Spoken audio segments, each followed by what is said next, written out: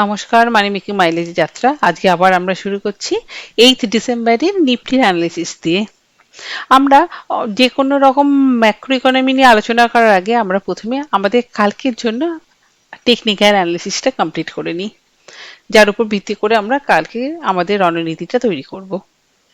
আমার মতে কালকে ইম্পর্টেন্ট জোন হচ্ছে 26,100 থেকে 26,060 লেভেলটা।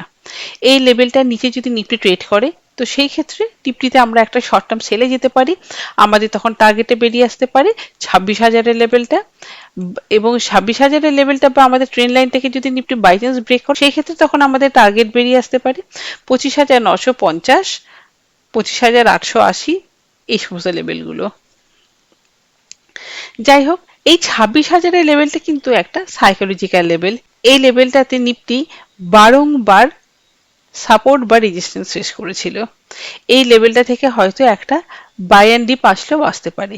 বাই চান্স যদি নিফটি এই জায়গাটাতে সাপোর্ট নেয় বা এই জায়গায় কনসলিডেট করে, আমরা এই জায়গায় বাই অ্যান্ড ডিপ করতে পারি।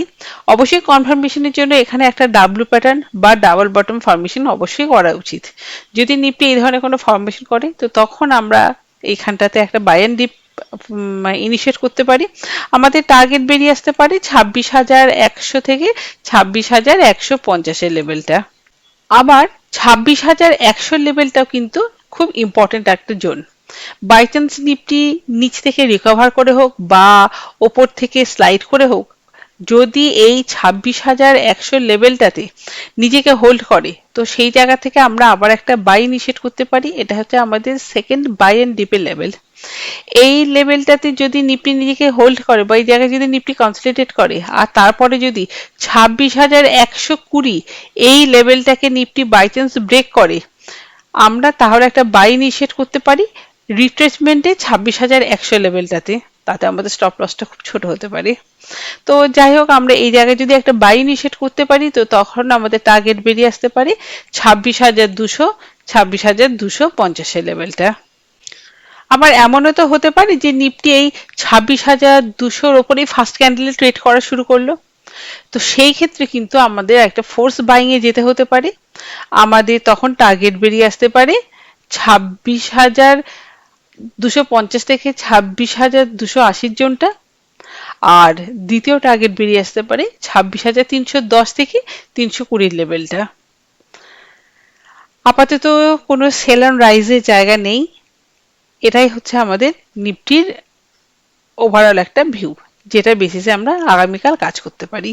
এবারে আসছি আমরা কিছু ম্যাক্রো ইকোনমি নিয়ে আলোচনা করতে, যার উপরে ভিত্তি করে আমরা বুঝতে পারবো যে আগামী সপ্তাহে আমাদের নিফটি ট্রেন্ড বুল থাকবে নাকি বেয়ার থাকবে। আগামী দিনগুলোতে হয়তো অন্তত সপ্তাহের প্রথম দিকটা আমরা হয়তো নিফটিতে একটা বুল রান দেখতে পেলেও দেখতে পেতে পারি। তার কারণ হিসাবে যে সমস্ত জিনিসগুলো উঠে আসছে, সেটা হচ্ছে যে আমেরিকার একটা ট্রেড টিম ইন্ডিয়াতে আসছে আমাদের ট্রেড ডিলটাকে ফাইনালাইজ করার জন্য। এটা যদি পজিটিভ হয়, তো সেই ক্ষেত্রে মার্কেটেও আমরা একটা পজিটিভ পাম্প দেখতে পেতে পারি। আর নেক্সট ব্যাপার যেটা হচ্ছে, সেটা হচ্ছে আমেরিকার ফেডের রেপো রেট কার্ড। তো এটা যদি বাই চান্স হয়, তো সেই ক্ষেত্রে কিন্তু আমরা একটা গ্লোবাল মার্কেটেই পজিটিভিটি দেখতে পেতে পারি, যার ইম্প্যাক্ট ইন্ডিয়ান মার্কেটেও পড়তে পারে। আর তৃতীয় যে কারণটা, সেটা হচ্ছে আমাদের ফিনান্স মিনিস্টার নির্মলা মহাশয়া কিছু এরকম ডিক্লারেশন নিয়ে এসেছেন, যাতে করে কাস্টম ডিউটি অনেকটা সিম্পলিফাই হয়ে যাবে। তো এটাও হয়তো মার্কেটের জন্য একটা পজিটিভ ইম্প্যাক্ট আনলেও আনতে পারে। এই সমস্ত কারণের জন্য আমরা ধরে নিতে পারি আগামী সপ্তাহে প্রথম দিকটা অবশ্যই মার্কেট একটু বুলিশ থাকলেও থাকতে পারে। যাই হোক, আমরা যাই করি না কেন, আমাদের স্ট্রিক্ট স্টপ লস মেনটেন করে কাজ করা উচিত। এর পরে কথাটা হচ্ছে যে এই মার্কেটে বুল রানটা কি কন্টিনিউ হতে পারে। আমরা যদি নিফটির উইকলি ক্যান্ডেল দেখি, তো আমরা দেখতে পাবো নিফটিতে এখানে একটা স্পাইনিং টপ গোছের রেড ক্যান্ডেল তৈরি হয়েছে, কিন্তু ডে ক্যান্ডেলে আমরা একটা যথেষ্ট বুল ক্যান্ডেল দেখতে পাচ্ছি। আমরা হয়তো আগামী দিন বুল কন্টিনিউয়েশন দেখতে পেতে পারি। কিন্তু উইকলি ক্যান্ডেলে যেটা দেখা যাচ্ছে, সেটা হচ্ছে স্ট্যাটিস্টিক আরএসআই ওভারবর্জনে রয়েছে।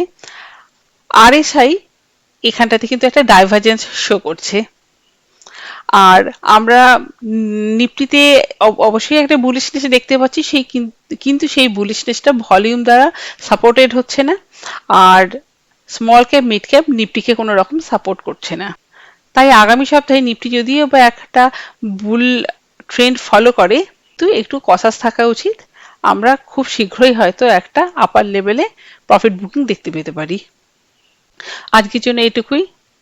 Thank you. আপনাদের আগামী দিনের জার্নিটা ভালো কাটুক, এই শুভেচ্ছা নিয়ে আমার যাত্রা এখানে শেষ করছি। Thank you.